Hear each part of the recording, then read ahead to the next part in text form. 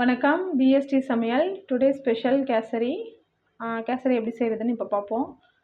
அதுக்கு தேவையான பொருட்கள் வந்து ரவா 1 டம்ளர் எடுத்திருக்கேன், பாதாம், முந்திரி, வால்நட் எடுத்திருக்கேன், நெய், ஏலக்காய், சுகர் போட்டு பொடி பண்ணி வச்சுருக்கேன். அப்புறம் ஃபுட் கலர் கொஞ்சம் சேர்த்துக்குவோம். நான் ரவாக்கு எவ்வளோ வந்து சுகர் சேர்க்கணுங்கிறது நான் உங்களுக்கு செய்யும்போது அளவு சொல்கிறேன். ஒரு பிஞ்சு உப்பு நம்ம செய்யும்போது சேர்த்துக்கலாம். இப்போ எப்படி செய்கிறதுன்னு பார்ப்போம் வாங்க. ஸ்டவ் ஆன் பண்ணி ஒரு பேன் வச்சுக்கலாம்.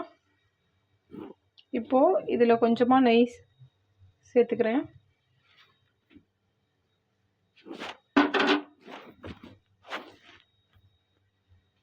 நெய் கொஞ்சம் ஹீட் ஆகட்டும்.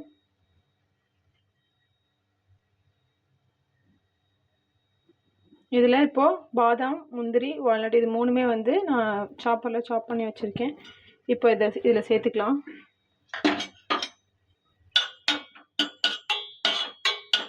இப்போ இதை நல்லா ஃப்ரை பண்ணிக்கலாம்.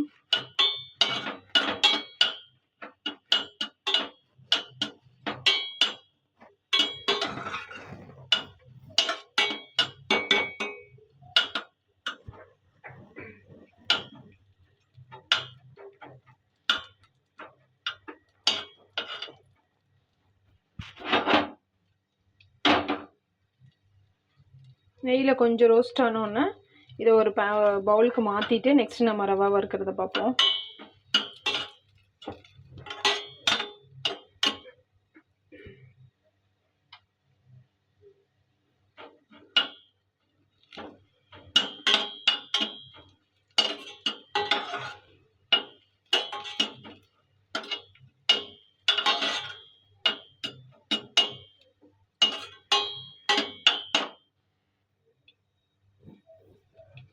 இப்போ கொஞ்சம் நல்லா ரோஸ்ட் ஆகிடுச்சு. இதை ஒரு பவுலில் இப்போ மாற்றிட்டு நெக்ஸ்ட்டு வந்து நம்ம ரவா எப்படி வறுக்கிறதுன்னு பார்ப்போம். முந்திரி, பாதாம், வால்நட் 3ம் ஃப்ரை பண்ணி ஒரு பேனில் மாற்றிட்டேன், ஒரு பவுலில் மாற்றிட்டேன். இப்போ நெக்ஸ்ட் வந்து ரவா வறுத்துடலாம். ரவா வந்து 1 டம்ளர் ரவா எடுத்திருக்கேன். கொஞ்சமாக நெய் ஊற்றி இதை ரோஸ்ட் பண்ணிக்கலாம். இது ஆல்ரெடி கொஞ்சம் ரோஸ்டட் ரவா தான், சும்மா லைட்டாக ஹீட் பண்ணால் போதும். ஆனால் கொஞ்சம் நெய் போட்டு நம்ம ரோஸ்ட் பண்ணோம்னா கேசரி ரொம்ப நல்லா சாஃப்டாக இருக்கும்.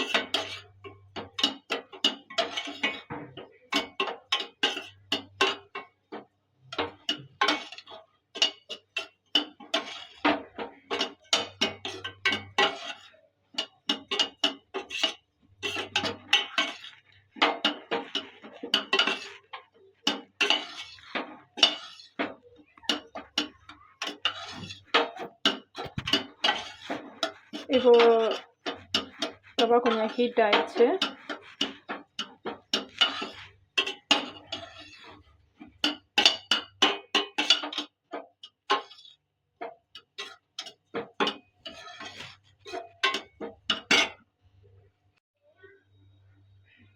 இப்போது ரவா நல்லா ரோஸ்ட் ஆயிடுச்சு. இது ஒரு பவுலில் சேஞ்ச் பண்ணிக்கலாம்.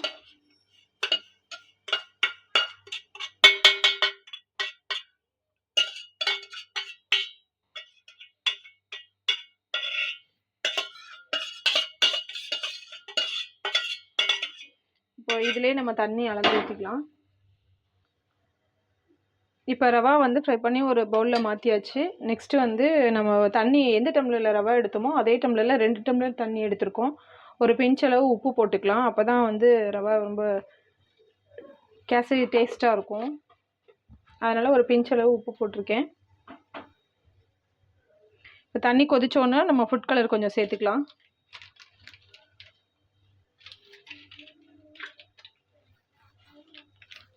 தண்ணி கொதிக்கட்டும்.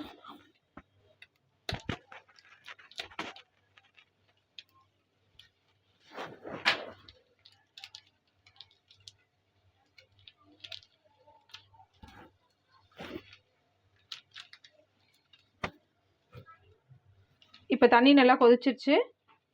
இதில் இப்போ லைட்டாக நம்ம ஃபுட் கலர் ஆட் பண்ணிக்கலாம்.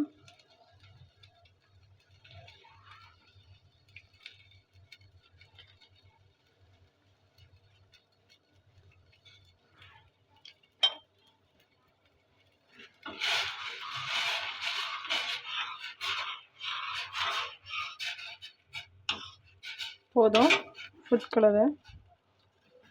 நெக்ஸ்ட்டு நல்லா தண்ணி கொதிச்சோன்னே நம்ம இந்த ரவா போட்டு கிண்டிடலாம். நல்லா தண்ணி கொதிக்குது. இப்போ இந்த ரவாவை இதில் சேர்த்துடலாம்.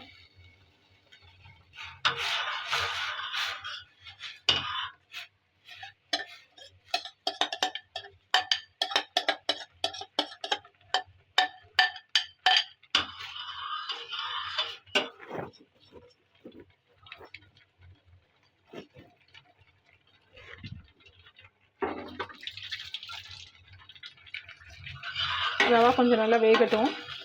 வெந்த பிறகு நம்ம என்ன பண்ணோம், ஸ்டவ் ஆன் பண்ணிட்டு சுகரை ஆட் பண்ணி நம்ம இந்த பொரிச்சு வச்சுருக்க முந்திரி பாதாம் அதெல்லாம் சேர்த்து ஏலக்காய் பொடி சேர்த்து ஆஃப் பண்ணிட வேண்டியதுதான்.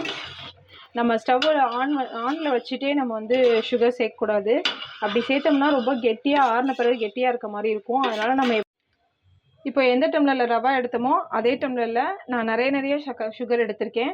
ஏன்னா அப்போ தான் வந்து கொஞ்சம் ஸ்வீட்டாக நல்லாயிருக்கும். நம்ம வந்து டம்ளரில் தட்டி வந்து ரவா எடுத்திருந்தோம். அதுக்கு 2 டம்ளர் தண்ணி ஊற்றிட்டு நிறைய வந்து நம்ம வந்து சுகர் எடுத்திருக்கேன். இப்போ வந்து அடுப்பை ஆஃப் பண்ணிடுவோம். ரவா நல்லா வெந்துருச்சு. ஸ்டவ் ஆஃப் பண்ணிட்டேன். ஆஃப் பண்ணிவிட்டு தான் எப்போதுமே நம்ம வந்து சுகர் சேர்க்கணும்.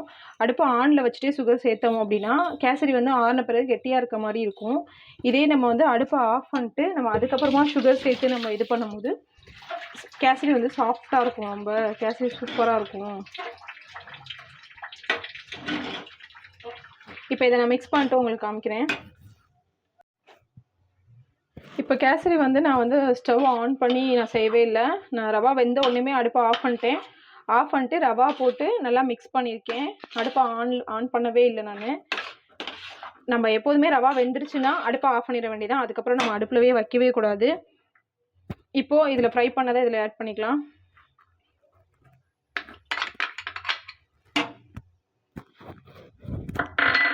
இது கூட ஏலக்காய், 1 ஸ்பூன் ஏலக்காய். இப்போ இதை மிக்ஸ் பண்ணிக்கலாம். இது கூட இப்போ 1 ஸ்பூன் நெய் ஊற்றிக்கலாம்.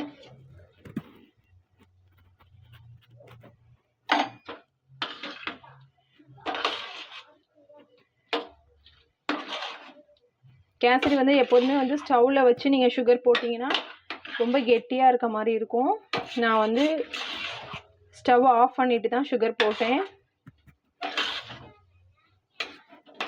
கேசரி அவ்வளோ சூப்பராக இருக்கும். நீங்கள் இது மாதிரி வீட்டில் செஞ்சு பாருங்கள். நான் சொன்ன மாதிரி நீங்கள் கேசரி பண்ணிங்கன்னா சூப்பராக இருக்கும். ரொம்ப டேஸ்ட்டாகவும் இருக்கும்.